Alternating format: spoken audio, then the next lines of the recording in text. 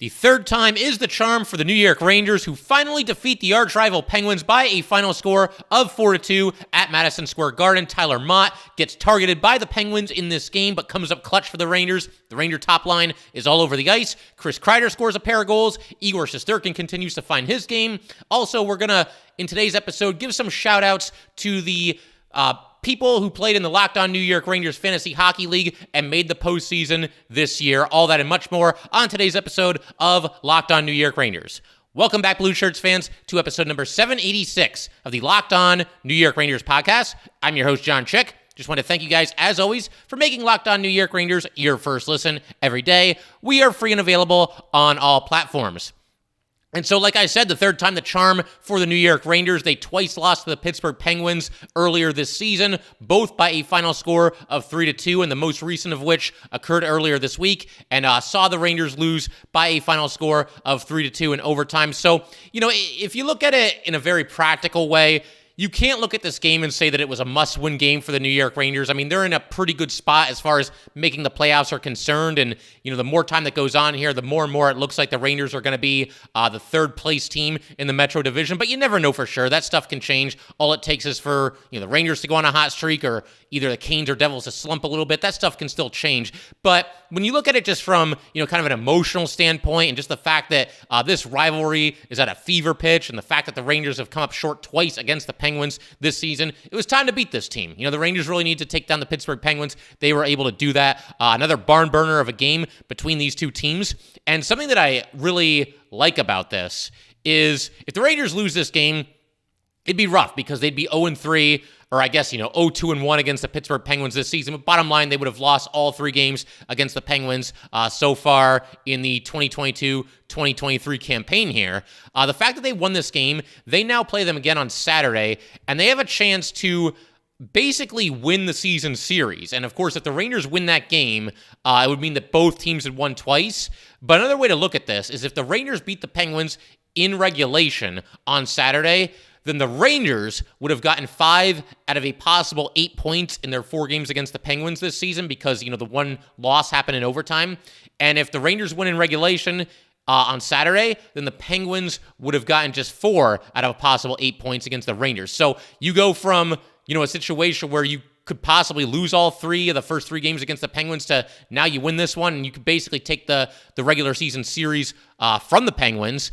And on top of that, the Penguins are the team that's kind of on the bubble right now as far as the playoffs are concerned. The Rangers have a chance to, really do some damage to their rival and a team that they clearly do not like. The fan bases are constantly at each other's throats, and now the Rangers have a chance. If they beat them in regulation again, that's 2 straight losses for the Penguins and no points to show for it. And all of a sudden, they went into last night the top wildcard team, but their grip on that playoff spot could start to loosen a little bit and could be an interesting finish down the stretch. So Rangers have a chance to hurt their rival and get a big win for themselves, which is always, a good thing. And I wanted to start today's episode by giving a special shout out to Tyler Mott. He did a fantastic job in this game. He was all over the ice. Obviously, the goal that he scored that gave the Rangers the lead, that's what kind of stands out. But Mott was, basically one of the biggest storylines of this game because in the first period, Tyler Mott's pursuing the puck into the corner. Jeff Petrie is behind him, and Mott plays the puck, and his elbow goes up and catches Jeff Petrie in the face. And it will probably come as no surprise to anybody, any Ranger fan, that Evgeny Malkin and Mike Sullivan were both complaining to the officials about this. And look, I mean, their guy just got hit in the face by an elbow. I can understand them being frustrated. I can understand them being upset to a certain extent. But the idea that, Tyler Mott did this on purpose, just viciously, pulled his elbow back, hit Petrie in the face, and was out for blood, or however you want to describe it, to me is borderline laughable. Now, I guess I can never come on here and say for sure that 100% it was an accident. There's 0.0% chance that Tyler Mott did this on purpose. But honestly, look at the replay here. Mott is not even looking at Petrie. I don't even think he realized he was there. Mott's chasing the puck into the corner, trying to play it, and then, plays the puck, and his elbow goes up and happens to catch Petrie in the face. It's unfortunate, and obviously I hope Petrie's okay, and there are no issues there. He didn't come back to this game.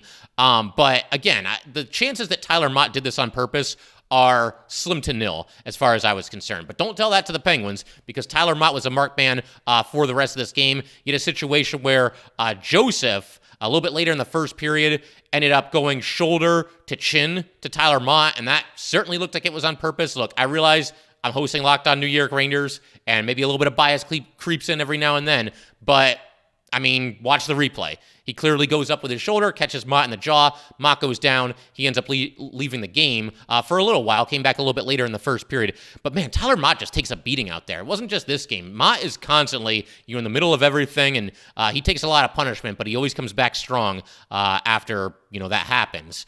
But yeah, I mean, on this shift here, when Joseph got Mott with his shoulder, that was the culmination of the Penguins basically targeting Mott for that entire shift.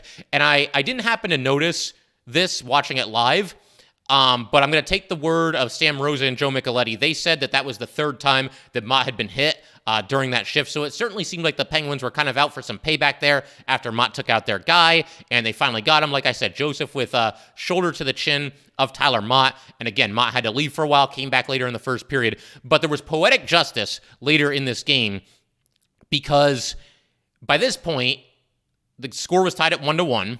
And you've got Mott stealing the puck, going in hard on the forecheck. He went 5-hole and scored on Tristan Jarry. That gave the Rangers a 2-1 lead. But the best part about this play for me is the fact that he stole the puck from Joseph, the same guy that got him with a shoulder to the chin earlier in the game. He buries his shot, goes 5-hole. And this is also a good opportunity to just mention the fact that the Ranger fourth line is awesome. This is the best iteration. I know I've said this before on this podcast. This is the best iteration of the Ranger fourth line that we've had all season. You got Mott, you got Goodrow, you got Vesey. Goodrow and Vesey have played in the top six earlier this year. They don't have to do that anymore now that Tarasenko and Kane are here. But what a fourth line for the New York Rangers.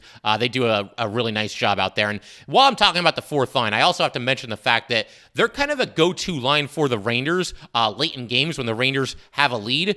That trio was out there on the ice with less than 2 minutes remaining, and the Penguins getting ready to pull Jarry, and obviously protecting a one-goal lead. And that's the trio, or at least one of the trios, that Gerard Gallant looks to late in the games to help the Rangers hang on to a one-goal lead. And why not? I mean, all three of those guys, they can help you in a lot of different ways, but I think when you look at Vesey, when you look at Goodrow for sure, and when you look at Mott for sure, the first thing you think of is strong defensive forwards, and they did a great job late in this game. And to kind of compare it to some other players that we've seen play on the fourth line for the Rangers this season, how would you feel with a fourth line of, say Carpenter, Lecision, and Ryan Reeves out there trying to protect a one-goal lead with less than 2 minutes remaining? I get the feeling they wouldn't necessarily go to that line. I know Carpenter, his MO is that he's a good defensive forward as well, but he just didn't really show a whole lot during his time with the Rangers this season, and I don't think we'd be nearly as confident in, say, that trio than in the trio that we get in this game. Once again, Mott, Goodrow, and Vesey. And I'm not picking on any of those three players that I just mentioned. I'm just acknowledging the facts here. That's not going to be a go-to line, Lecision, Carpenter, and Reeves when the Rangers are protecting a one-goal lead. So the Rangers are a much deeper team right now, and that fourth line looks awesome. And I think it's only a matter of time before we see Vesey's due for a goal. I'd say even Goodrow's due for a goal. Goodrow had a chance in this game. He stole the puck in the offensive zone, went in toward the net. Some good stick handling on the doorstep by Goodrow. Tried to 5-hole Jarry. Jarry made the save. And it's funny that Jarry had such a good game for the Penguins because my understanding, and just looking at the stats, is that he's been killing them recently. And in this game, he was kind of the reason why they stuck in the game. Because early in this game, the Rangers skating circles around the Penguins.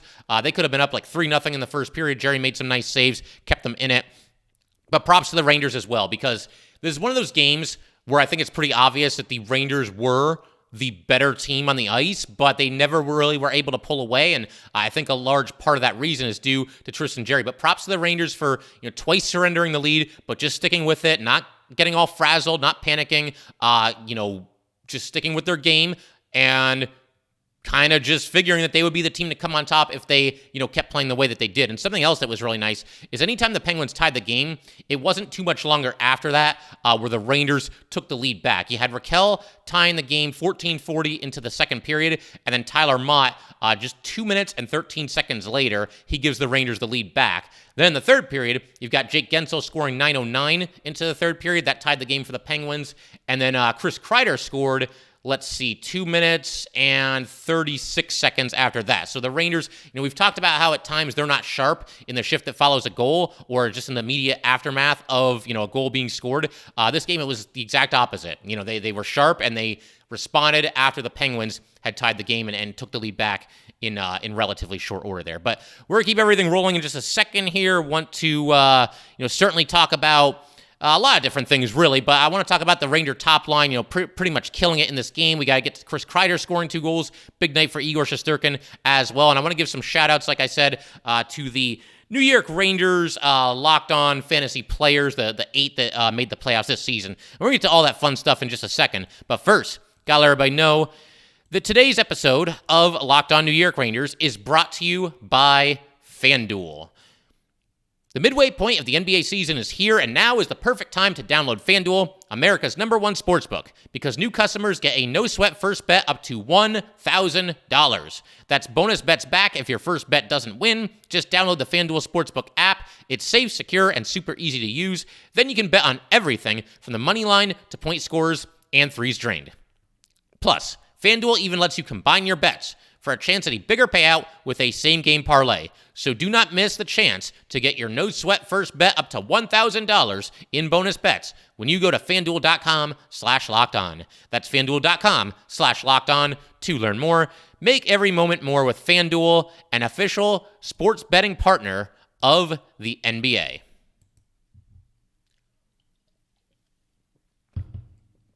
All right, we just want to thank you guys, as always, for making Locked On New York Rangers your first listen every day. We are free and available on all platforms. And, when this game was over, I want to shift the attention to the Ranger top line here. I was pretty shocked that, really they only had the 1 goal. I thought they were absolutely buzzing, swarming the entire night, playing in all 3 zones. Even Panarin, doing some work defensively, I thought. You had the goal by Mika Zibanejad, just great puck movement all around. You've got Tarasenko with a great play in the defensive zone. He basically, Crosby was getting to a loose puck and had his momentum going toward the Ranger net, which is not good news if you're a Ranger fan. But Tarasenko basically, with one hand on his stick, reached back and just kind of swatted the puck away from Crosby. It goes to Panarin. Panarin with a great pass through the neutral zone leads Mika Zibanejad into the attacking zone on a breakaway. I mean, Mika was along the boards, but he got to the net, by himself, uncontested, forehands it into the net. Goes over the left shoulder of Tristan Jarry. That gave the Rangers a 1-0 lead. And I thought this was going to be the beginning of just a huge night for that top line, just kind of a night where they stuffed the stat sheet. That didn't really turn out to be the case. We got goals later from Tyler Mott unassisted, and of course the 2 goals by Kreider. And Mika got a secondary assist on Kreider's empty netter. But, this top line of, Panarin, Mika, Tarasenko, just swarming the entire night. It felt like, especially early in this game, but really throughout the entire game, they were spending the entirety of their shifts in the Pittsburgh Penguins zone. The puck would just never come out. All this great puck movement. They were leaving, these, I was going to say fancy drop passes. That almost sounds like they're showboating and, maybe just not being as responsible as you'd like them to be out there freelancing a little bit. That wasn't the case at all, though. They were just some really slick, very crisp passes. It looked like those 3 were having the time of their life together out there. And, I know a lot of Ranger fans for a long time have been clamoring for Panarin and Mika Zibanejad to be on the same line. I personally, in seasons past, have favored the 2 of them being on different lines to kind of just spread the wealth a little bit. But when you add Vladimir Tarasenko and Patrick Kane to your team, that gives you a little bit more flexibility in terms of just, who plays with who and how you want to deploy everybody. So I'm more open, especially after watching this game, to Panarin and Mika being on the same line,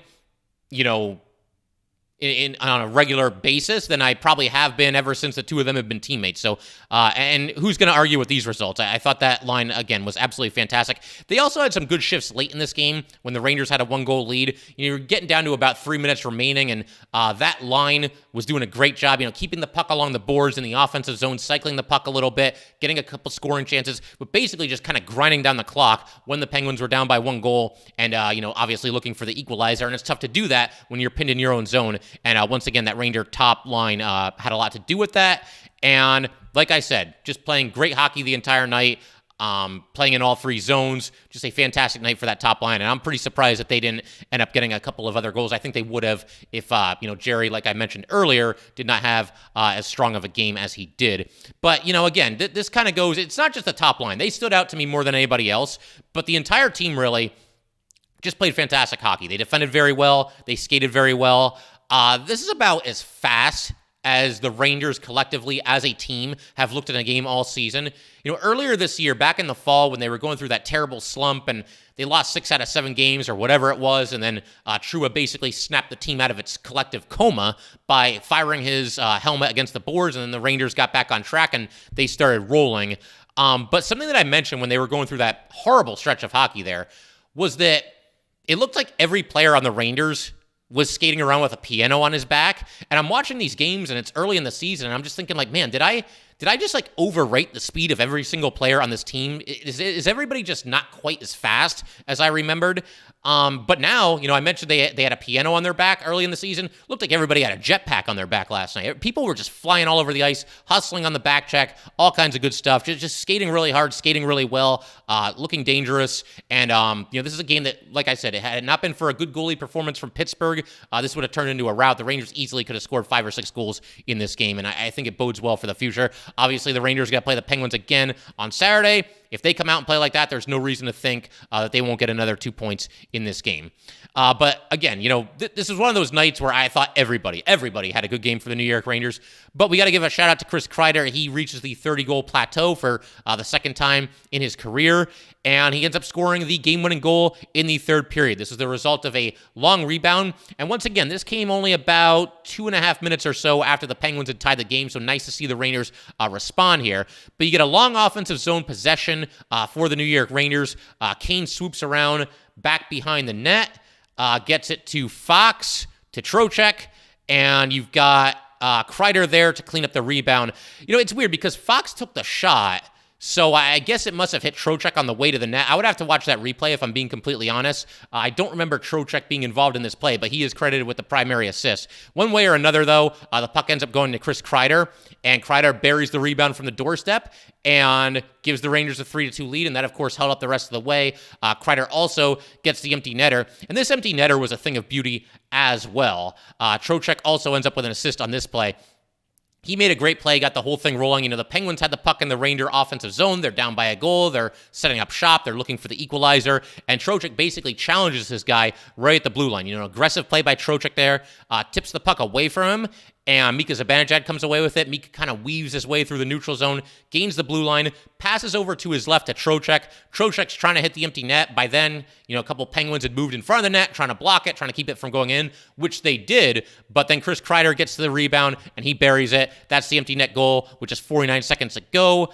Rangers up 4-2 at that point. Penguins called a timeout, and tried to draw something up, but the Rangers obviously went on to win by that final score of 4-2. And as I just mentioned, Chris Kreider now hits the 30-goal plateau for the second season in a row, just the second time in his career.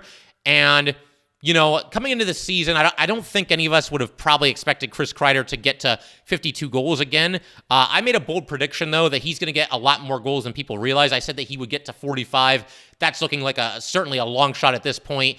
He would have to average about a goal a game the rest of the way. But Chris Kreider having another heck of a season for himself. And like I said, I think that he will get closer to the 52 goals than a lot of people were probably anticipating. How many he's going to end up with, I'm not sure, but there were people thinking that he couldn't get to 30 goals again, and of course he now has 30 goals and counting for Chris Kreider. Another really strong season for the longest tenured New York Ranger. But we're going to keep everything going in just a second here. I do want to talk about Igor Shesterkin's big night. I had some thoughts on Kaapo Kakko and Filip Chytil as well. I thought this is the best they've played in quite some time. They've been quiet recently. And I do want to also talk a little bit about the Stephen McDonald Extra Effort Award. Voting is open for that. And I do want to also give some shout-outs to the players in the Locked On New York Ranger Fantasy League. And we're going to do all that good stuff in just a second. All right, so I want to talk about Kaapo Kakko and Filip Chytil. The two of them have been scuffling a little bit recently.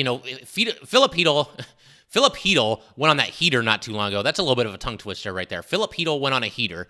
But yeah, he did a great job. He was providing the Rangers with some secondary scoring, just was a lethal sniper. He's been quiet recently. I think Kaapo Kakko has as well. But the kid line had some good chances in this game. This is about as close, or probably just all around as good of a game as we've seen them play, in the last handful of games here. But, they didn't score, but did some good things, had some good sustained pressure, some good possession in the offensive zone.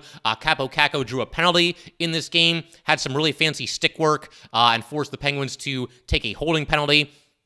Philip Hedl had a chance up the right side late in the first period, had a chance to score. Nice pad save there by Tristan Jarry. But overall, I thought the kid line was swarming. Lafreniere getting some work on the top power play unit. They've obviously juggled the quintets there, the two quintets on the Ranger power play units. So Lafreniere still on the top line. He's been kind of the net front presence for the top power play unit, and had a chance during a scramble at potentially getting a stuffing goal, was not able to do it. But yeah, overall, I just think Lafreniere, Caco, and Hedl, one of the better games that we've seen that trio play in the last handful of games here, and hopefully, moving in the right direction, and they'll get it going before the playoffs, and hopefully into the playoffs as well. Something else that I got to give the Rangers credit for, and again, we could go on for a long time today talking about everything that the Rangers did right in this game, because I thought they played fantastic. Really good, clean game by the New York Rangers. They were not called for a single penalty this entire game. And whether you're the Rangers or any of the other teams in this league, if you're playing the Pittsburgh Penguins and they don't call you for a penalty, for sure you played a good, clean game, because I'll let you guys kind of fill in the blanks there. But yeah, obviously the Rangers staying out of the penalty box, very important thing to do against a Pittsburgh Penguins team that obviously can make you pay, if you're taking penalties left and right. And yeah, great job by the Rangers playing a disciplined game, skating well, and avoiding any penalties. Got to talk about Igor Shesterkin as well. Big night for him. Stops 30 of 32 shots. And as far as the goals that he let in, I'm certainly not going to put the first goal on him. The Rangers turned the puck over. K'Andre Miller tried to pass, from basically in the corner, around behind the net to Jacob Trouba on the other side of the net. Crosby anticipated the pass, went in there, went behind the net, stole the puck, and just as quickly passed in front to Raquel. Raquel hammers it home. I mean, this happened in the blink of an eye. I don't think there's too many goalies that are going to make the save on this one. And then later in the game, Jake Gensel scored. Maybe you could argue that Igor might want this one back, but the Penguins had the puck for a long time in the Rangers zone here. Good offensive zone possession for them, cycling the puck. And then you get Crosby, just making a perfect pass to Gensel. Gensel lets it fly, and he scores. Igor might want this one back because he got 5-hold here, and it certainly, I would say, was a stoppable shot. But other than this, I mean, if you want to call this, a blemish, it is the only blemish on Igor Shesterkin for this entire game. I thought he was fantastic, did a great job, and slowly but surely rounding into form, becoming the Igor Shesterkin that we all know and love, and not a moment too soon, because the playoffs are right around the corner here, and he's the backbone of this team. And I mentioned this in an episode, I believe it was last week, before I took my break there, the little vacation. Whether you're the Rangers or really any team in this league, whether it's this year or 5 years ago or 10 years ago, we have seen examples of teams that go a lot further than they should have been able to, simply because of outstanding goalie play. And we've seen the opposite too. We've seen teams get KO'd pretty early because they just don't get good goalie play at all. So obviously goaltending can make a tremendous difference when it comes to Stanley Cup playoff time. And if we get Igor Shesterkin, anything resembling to the Igor that we saw last year, then the Rangers become that much more of a threat come Stanley Cup playoff time. I did want to, like I said, give a couple of shout-outs here late in today's episode to the individuals who played in the Locked On New York Rangers Fantasy League this season, and I want to do that right now. All right, and so let's go ahead and take a look at the Fantasy Hockey League playoffs here for the Locked On New York Rangers Fantasy League. And anybody watching on YouTube can see that I now have this on the screen. The first of our 4 quarterfinal matchups. So he's got the 8-seeded Kentucky Deeks of Hazard taking on the top-seeded Kings Ring. Kentucky Deeks of Hazard are coached by Constantine, the Kings Ring coach by Corey. You guys might remember Constantine from last offseason. He joined me on an episode of Locked On New York Rangers. I actually met up with Constantine in the championship game last year. I won it, so Constantine was able to join me on an episode of Locked On New York Rangers for being the runner-up. But Constantine taking on Corey this season, and good matchup here, but Corey right now with a pretty sizable lead. The way it works is there are 10 stats, 6 for skaters and 4 for goalies. Whoever wins the most stats will advance to the semifinals. And right now, Corey, if the week were to end right now, and it will end on Sunday, but if the week were to end right now, Corey would have 7 wins, 0 losses, and 3 ties. So Corey would advance if that score holds. But, you never know what can happen. There's a long way to go here in the week, and these matchups can change on a dime. But as far as Rangers playing in the Locked On New York Rangers Fantasy Hockey League playoffs here, there aren't as many as you might think. There's actually only 3 as far as these 8 playoff teams are concerned, but Corey has one of them. As you can see right there, he's got Jacob Trouba on his squad, so we'll see what happens the rest of the way, but I'll go a little slower here. For those of you watching on YouTube, I'll kind of just scroll through. This is Constantine's team right there, and then we've got Corey's team right here. So make of that what you will, but yeah, right now, Corey with the edge over Constantine. We'll shift our attention to the number 2 seed versus number 7 seed matchup, and we've got Noel Velasquez, who coaches the Long Beach Sloppy Seconds. He's the number 7 seed this year, and then he's playing myself. I'm the number 2 seed. I got lucky because I won the weaker of the 2 divisions, which locked me into the 2 seed. I don't really deserve to be the 2 seed, but I guess I'll take it.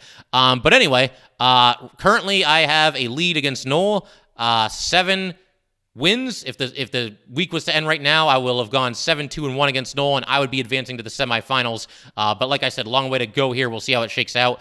And just to give you guys a quick look, those of you watching on YouTube, this is the team that Noel put together right there. You can see that. And then this is my team right here. Sadly, neither one of us have any New York Rangers on our team.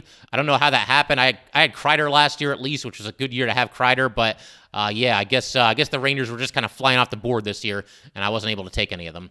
But to keep everything rolling right along here, our third quarterfinal matchup here, we have got the number 6 seeded Let's Go Rangers Blue Shirts, coached by Dan.